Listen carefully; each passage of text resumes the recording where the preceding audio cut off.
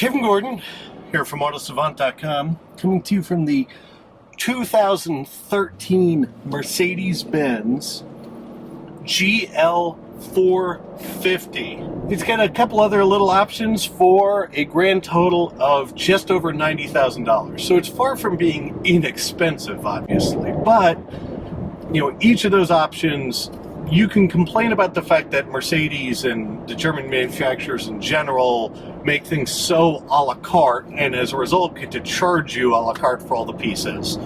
But, I think if you're in the market for one of these types of cars, saving a few pennies here and there isn't necessarily your first priority. I'm not saying you don't care about money, but it's probably not tops of priority. And I can tell you that, in this price range, there's competitors, right? You can buy a Range Rover for way more money than this that doesn't necessarily have the power that this thing does. So if you buy a non-supercharged Range Rover, it doesn't have the power that this does. It's more capable off-road, although you can buy this car, although I've never actually seen one, with a 2-speed transfer case, which gets you much more off-roady capabilities.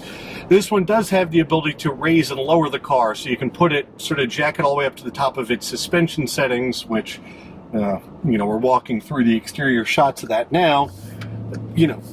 Works well. It gets you a pretty aggressive, actually, approach angle when you look at it. But you do get the, it's at the top of sort of its bump stops from a suspension perspective, so it gets pretty jarry and jerky if you try to drive it all the way up there. BMW doesn't really have anything that competes. The Q7, if you get it all dolled up, prices out to about where this is. What I would say is, the GL being an all-new car, so Mercedes is saying this thing is ground up new for this year, feels like a much younger platform than the Q7 does at this point. One thing that's undeniable is the new smaller displacement twin turbocharged engines that they're starting to use these days really are quite impressive. I mean, they just have no lag to speak of. They're always in their operating efficiency range for the turbochargers. The 7-speed automatic that they hook to this does a really nice job. I'm actually shifting it with the pedals now. That's really only to allow you to have the chance to hear what this thing sounds like. It's almost unnecessary in some ways to shift it because it makes big gobs of torque, and the transmission's pretty smart about what it's doing with no driver input. Like I said, the steering on this is light.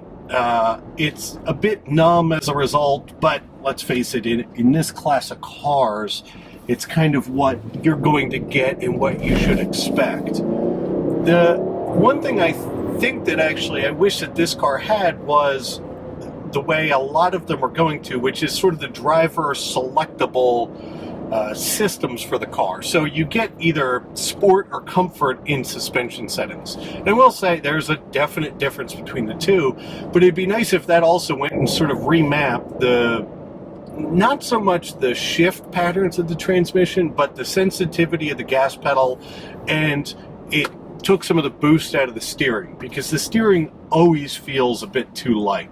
The all-wheel drive or four-wheel drive system that's in the GL is a 50-50 split front and rear all the time. And you can tell that it is. It's not one of the rear-wheel drive heavy bias systems. If you're in slippery conditions like we are today and you stomp on it, traction control and stability start to intervene pretty quickly. But you can tell that the front wheels are pulling as much as the rears are pushing. The interior is very standard Mercedes. This one, of course, it's got the upgraded leather and the upgraded dash wrap on it. It is very nice. It's handsome, traditional, doesn't really feel out of place. It doesn't feel like it's going to age extremely poorly, which I think is a nice feature. You get 2 decent cup holders, which isn't the worst of things. You get a pretty good storage bin in the center stack, which is down where the phone connectivity is, which as a result, I find myself never connecting my phone into the systems that it's in the actual center consoles, but you could leave a cord hanging out of it if you like. The seats are very, very good. You get an enormous amount of adjustment with the Premium 2 system that's on the Mercedes, as well as the side bolsters that come up, the thigh bolsters that come up, the thigh support that can come out and provide extra sort of length to the seat. So one of those things that I always have an issue with is the seats that are U-shaped at the end. So they don't have a separate side bolster from thigh bolster. But with this extra extendable thigh support on this, they do a good job of not feeling like you're falling off the front of the seat for somebody who's got a real inseam on them. They're supportive but comfortable. They're easy to get in and out of. Entry and egress into this car. I think the only real complaint that you can have about it is the running boards they put on it are really pointless unless you're of very small stature. If you're 5'2", 5'3", and you're looking to get into this, the running boards might be useful. But beyond that, the typical, all they really wind up doing is getting your pant legs dirty. But let's face it, if you're in the market for something like this, most likely you're concerned with what the second and third row are like, what they're like to live with, get into and out of, all that kind of stuff. Well, this one, on top of having power folding third row, has power folding second row, which means that on top of the seat in the second row, there's a little button that you push, and the whole thing power flips up and out of the way and leaves a really big opening to the third row. Now, you can't do it with car seats in place. So if you have little kids that are still in car seats, even a booster, you're a bit out of luck with that. But if you only have little ones that are on one side, the power fold feature is nice, especially if you have little ones who want to get themselves out of the third row. The third row is pretty spacious. It's about as good as you're going to get unless you're willing to buy a minivan at this point. So just to give you an idea of sort of acceleration and engine noise, we'll stomp on it here. You can see there's absolutely no lag of power. It's right off the ground, and you're running along, moving at a very quick rate before you really know what you're doing. There's never a time that this engine and transmission combination's going to be caught out.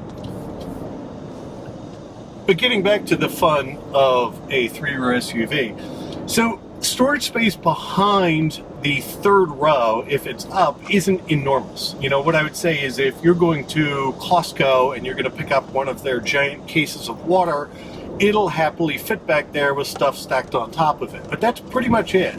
With the third row folded, because it's so spacious, there's a lot of room back there.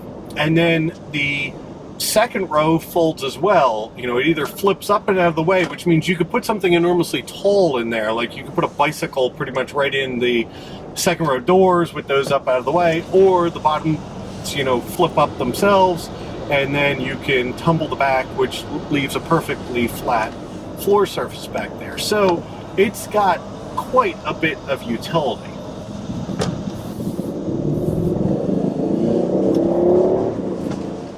So the Mercedes-Benz GL450 for 2013, like I said, I think, believe it or not, I guess you could say I have three things that you could find issue with. As goofy as it sounds, the running boards are a bit annoying. The controls for my personal tastes are a little bit too light. And, with all of these options, which a lot of them you'd really like to have. I mean, there's some of them like the active steer control and that kind of stuff that you probably wouldn't notice if you didn't have.